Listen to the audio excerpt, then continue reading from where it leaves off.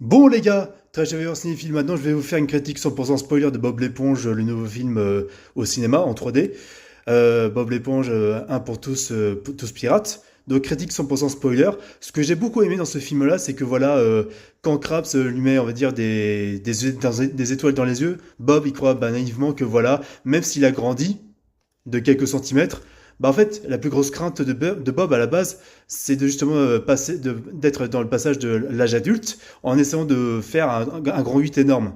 Mais le truc, c'est que voilà, il a peur de ça au début. Il y a ce côté foreshadowing, dans le sens où il y a un élément qui est placé au début du film qui revient à la fin, dans chaque film en question. Et donc voilà, le fait que le film se termine par la grande roue, la grande montagne russe, où justement t'as Bob qui essaye de récupérer la cornemuse avec le Captain Krabs pour qu'ils soient défaits de leur malédiction comme justement le méchant est arrivé à ses fins. Mais avant le coucher du soleil, il faut absolument qu'ils détruisent cet objet-là pour qu'il redevienne comme avant et que le méchant capitaine David Jones, si je dis pas n'importe quoi, c'est ça, de redevienne justement un fantôme. Ça, j'ai trouvé ça intéressant. Et le fait aussi que ça soit Mark Hamill dans un maquillage humoristique, mais vraiment drôle, mais vraiment où il est à peine reconnaissable, tu vois, vraiment. J'ai trouvé ça très amusant.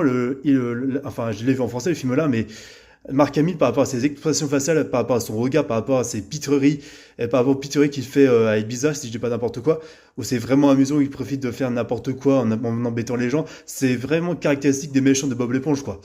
Et vraiment, j'ai trouvé ça très amusant, j'ai trouvé ça très, vraiment fun et bien trouvé par rapport à la fin, où t'as Bob qui finalement affronte ses peurs et devient un grand garçon en quelque sorte, où en fait, il descend des montagnes russes et en fait, l'accentuation de la montagne russe qui va aller jusqu'à la Lune, jusqu'à redescendre de l'espace pour revenir sur Terre, j'ai trouvé ça vraiment fun et amusant, avec même un petit cosmonaute qu'on a vu sur le côté là, dans l'espace, j'ai trouvé ça vraiment, vraiment marrant. Donc là-dessus, ils sont très forts par rapport à Bob l'éponge. L'esprit Bob l'éponge est respecté. Même le côté mauvais goût de l'humour de Bob l'éponge, qui est quand même accessible aux enfants, où il y a Bob, justement, on voit ça dans la bande-annonce, où il joue avec les tripes, justement, les espèces d'algues en tripes, voilà, où il fouette Patrick avec ça, tout ça. J'ai vraiment trouvé ça amusant. Patrick est vraiment débile, mais débilement attachant si tu veux. Et en plus, il y a Patrick qui remarque quand même que voilà, il y a le David Jones qui veut faire des mauvais tours à Bob. Et c'est pour ça que quand il y a le moment où Bob se change en étant équipé pour survivre, en fait, t'as Patrick qui lui dit non, non, non, habille-toi en vrai pirate. Comme quoi, Patrick, il est à la fois naïf, mais il se rend compte quand même, sans le vouloir, que le capitaine veut la faire à l'envers à Bob. Et ça, c'est intéressant. Et le fait aussi qu'il y a cette loyauté qui est un peu remise en question par rapport à Bob et Patrick, à cause du capitaine méchant qui veut justement les diviser.